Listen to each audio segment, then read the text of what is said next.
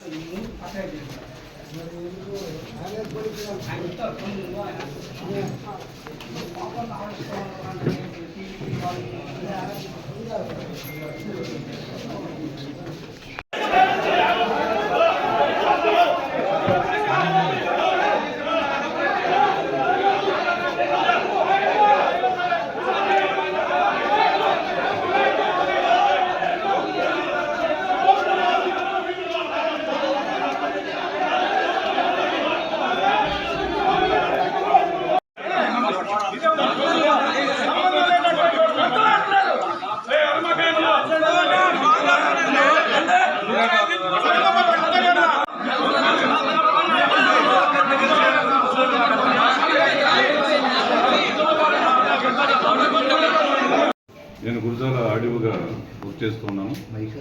అయితే మనకి recognised political parties వారు ఎవరైతే మెంబర్స్ ఉన్నారో వారు ఫారం ఏ ఫారం బి మనకి వైస్ చైర్మన్ ఎన్నికకి వారు ఈరోజు 11 గంటల సమావేశం అంటే ఈరోజు 10 గంటల కన్నా ముందు ప్రెసిడెంట్ ఆఫీస్కి ఇవ్వాల్సి ఉన్నది.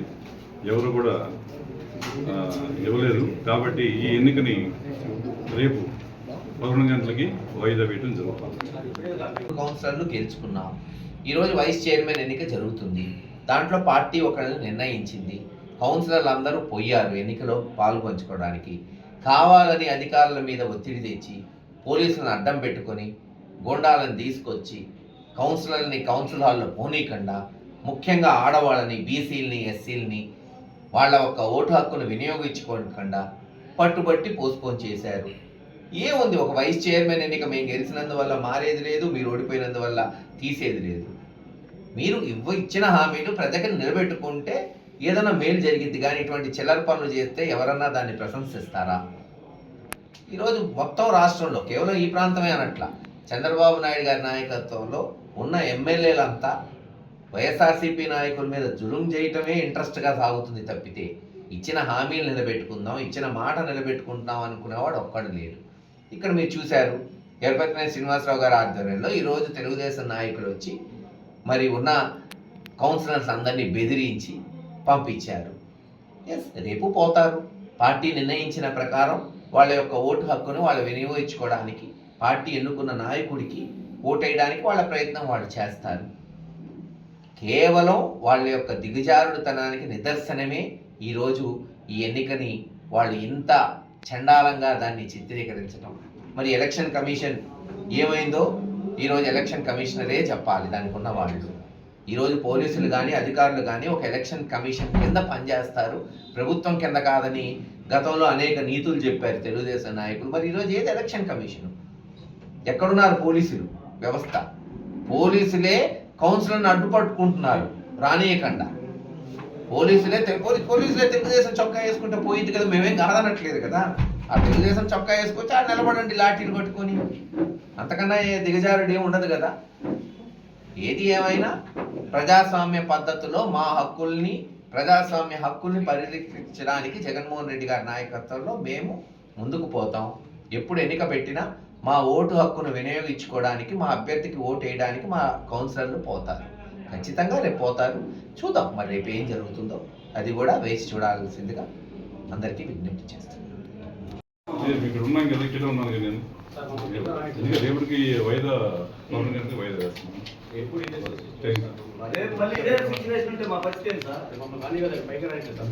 ఎందుకుంటుందని డిఎస్పీ గారికి చెప్పాను, ఎక్కడ కూడా ఇటువంటి ఒకసారి మరోసారి నేను డిఎస్పీ గారికి, సిఐ గారికి కూడా మరోసారి నాకు ఇవ్వాల్సిన ఫారం బి కానీ ఫారం ఏ కానీ ఎవరు నాకు ఇవ్వాలి.